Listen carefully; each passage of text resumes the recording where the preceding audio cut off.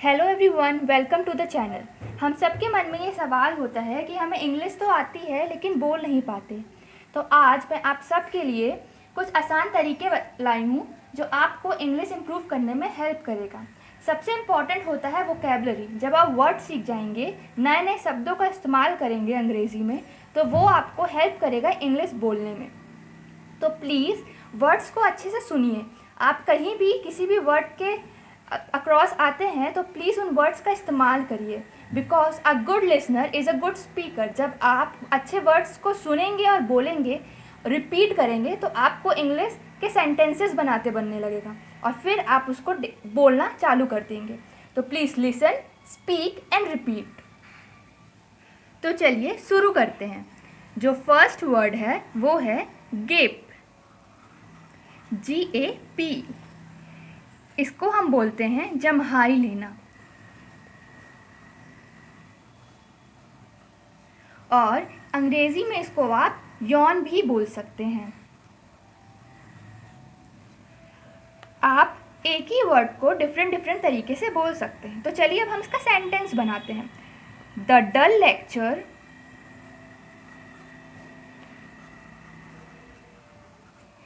Made the students gape. आप gape की जगह यॉन का भी इस्तेमाल कर सकते हैं। इसका मतलब है कि बोरिंग लेक्चर की वजह से स्टूडेंट्स को जम्हाई आने लगी। तो दूसरा वर्ड है स्नीज, SNEEZE। इसका मतलब होता है छींक।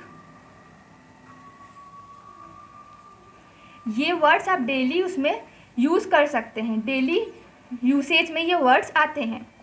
इसका सेंटेंस बनेगा आई कीप स्नीजिंग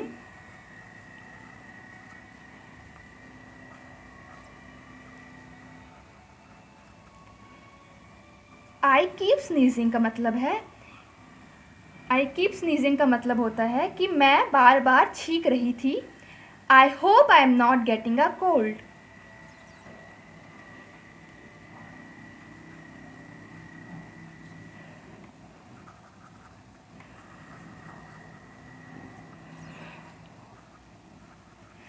आप प्लीज़ इन वर्ड्स को लिख लीजिए और इसे डेली बोलने की कोशिश करिए।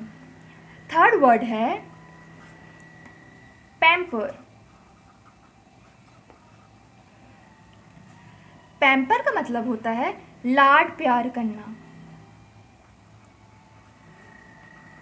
हम डेली आप ये इस्तेमाल कर सकते हैं। My mother pamper me a lot. मेरी माँ मुझे डेली लाड प्यार करती है, या मेरी माँ मुझे बहुत लाड प्यार करती है। तो बोलिए आप भी ये बोलिए, my mother pamper me a lot. I hope ये 3 वर्ड्स आपको समझ आए हों। हम और सेंटेंस देखेंगे इसी से, पैम्पर का। Why not pamper yourself after a hard day.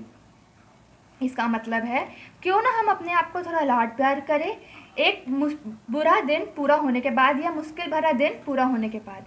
Generally पूरा दिन पूरा होता है, हम बहुत थके होते हैं, तो हम अपने आप को पैम्पर करते हैं। Why not pamper yourself after a hard day. तो फोर्थ वर्ड है पैनिक। पैनिक का मतलब होता है घबरा जाना। घबरा जाना, हम जनरली पैनिक करते हैं, हमारे कुछ भी ऐसे मोमेंट होते हैं, हम घबरा जाते हैं, डर जाते हैं। तो इसमें हम सेंटेंस यूज करेंगे डोंट पैनिक। इसका मतलब है घबराए नहीं, everything will be okay.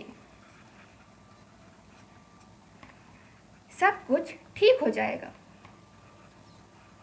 Don't panic, everything will be okay. तो नेक्स्ट वर्ड है, प्लीज आप भी इसे नोट कर लीजिए, purpose.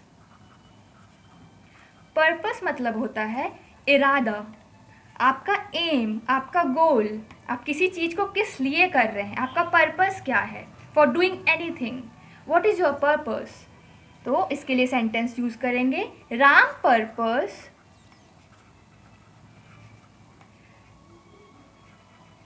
Purpose was to make a profit.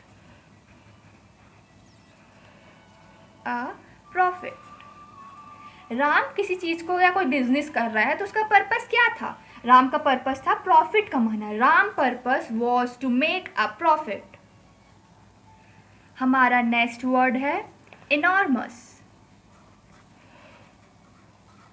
आप ये वर्ड्स को कंटिन्यूसली बोलिए या इसे ट्राई करिए कि आपके डेली लाइफ में ये यूज में आए।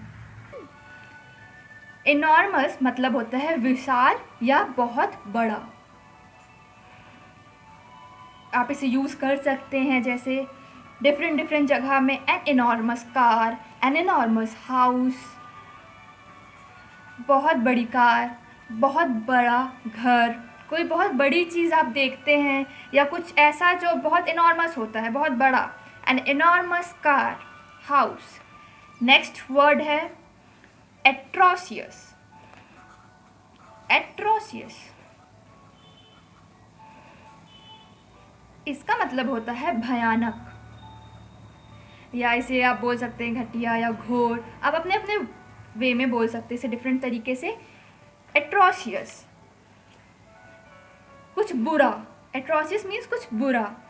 तो आप इसके लिए यूज कर सकते हैं sentence John was tired of eating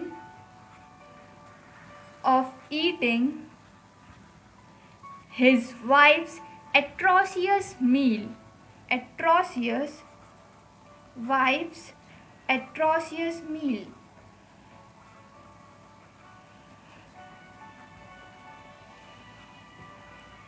इसका मतलब जॉन बोर हो गया था या थक गया था अपने वाइफ का बुरा खाना खाते खाते। हमारा जो नेक्स्ट वर्ड है वो है क्लाउडी। आजकल मौसम जैसे कि बाहर बहुत क्लाउडी होता है, बादल छाए रहना, इसका मतलब है बादल छाए रहना, क्लाउडी। आप इसे डेली लाइफ में बोल सकते हैं, डेली यूज़ कर सकते हैं। जब आप जैसे मौसम बदलता है तो इट वॉज क्लाउडी आउटसाइड। इसके लिए सेंटेंस जो आप इस्तेमाल कर सकते हैं वो है इट वॉज क्लाउडी आउटसाइड। और आप इसे अलग अलग तरीके से भी बोल सकते हैं इट स्टेड क्लाउडी।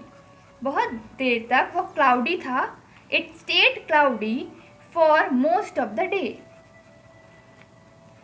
बाहर बादल छाए रहे बहुत दिन तक या बहुत देर तक। It was cloudy outside. और दूसरा सेंटेंस है it stayed cloudy for most of the day. जो अगला वर्ड है वो है हिकअप। आप इस वर्ड के अक्रॉस आए होंगे। इसको मतलब होता है हिचकी आना। जनरली जैसे हिचकी आती है तो आप ये वर्ड यूज कर सकते हैं आप, जैसे she gave a loud hiccup. उसे बहुत जोर की हिचकी आई। She gave a loud hiccup. Guys, आप लोग भी वोकैबुलरी के वर्ड्स यूज करिए और लिख लीजिए, नोट करते जाइए कि आप अपने डेली लाइफ में इसका इस्तेमाल भी करते रहें। तो इससे आपकी इंग्लिश इंप्रूव भी होती रहेगी। अगला वर्ड है डम। DUMB, डम। इसका मतलब होता है गूंगा। He is dumb. वह गूंगा है, वह बोल नहीं पाता। He is dumb. Thank you.